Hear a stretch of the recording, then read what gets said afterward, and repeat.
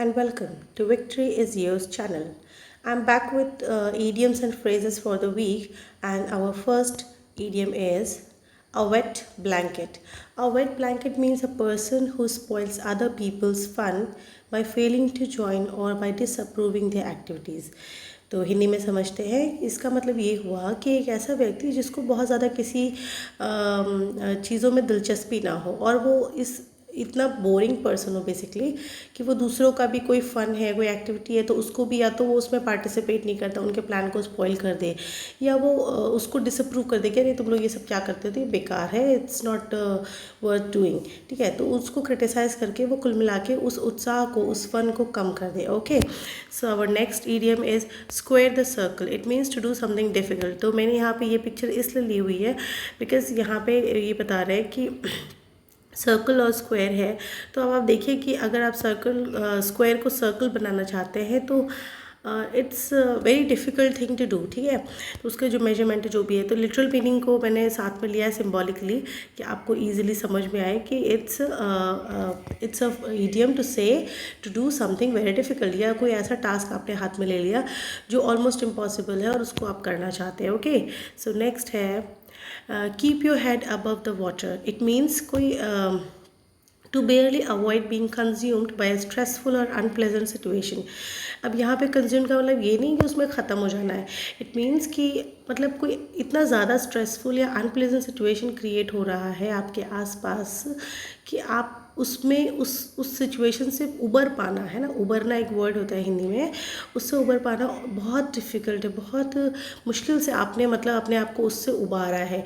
मतलब जस्ट आपका मतलब वो जो सिचुएशन है, वो जो प्रॉब्लम है, उसने आपको इतना घेर लिया कि आप गर्दन तक पानी में आ गए। Only your head was above the water, got it.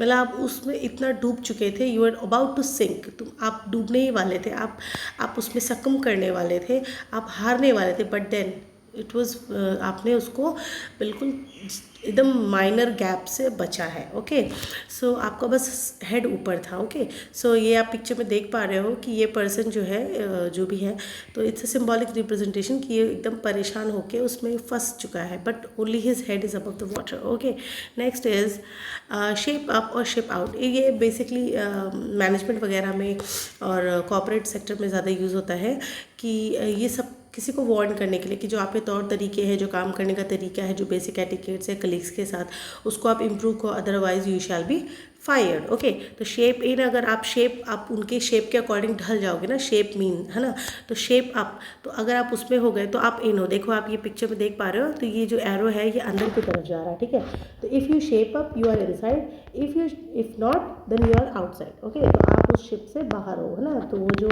उनका जो सिस्टम है, उनकी जो कॉर्पोरेट वो है, उससे आप बाहर निकाल दिए जाओगे। Okay, next is true blue.